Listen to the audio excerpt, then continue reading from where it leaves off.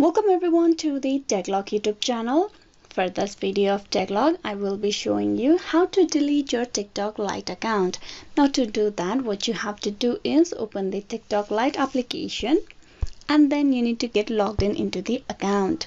Once you have been logged in into the account, you need to tap on Me on the bottom right corner. Tap that. It will direct you to the profile page. There on the profile page, tap on the three dotted vertical line on the top right corner. Tap that. From there, you tap open the Manage Account. Tap that. On the Manage Account page, at the very end of the screen, you will have the option of Delete Account. You tap that. Delete or deactivate account. There's two ways how you can stop using your TikTok Lite account.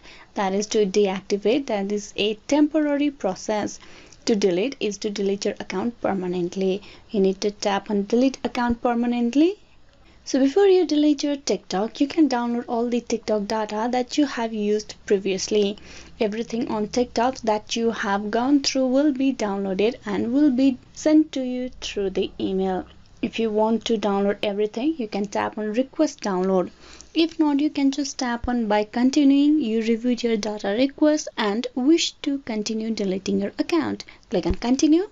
Your account will be deactivated for 30 days and won't be visible to public.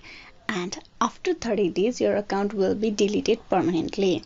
So basically, you will have a 30 days time period if you want to recover your account. If not, once the 30 days time period is completed, you will no longer be able to retrieve your account as the account will be permanently deleted. Now tap on continue. The final process for the deletion is to type in the account password. Type in that password, then tap on delete account. Are you sure you want to delete your account? HopeBaker01. Tap on delete.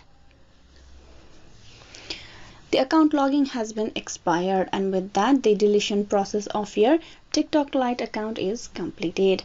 Hope this video was useful. Please like and subscribe the TechLog YouTube channel. Thank you.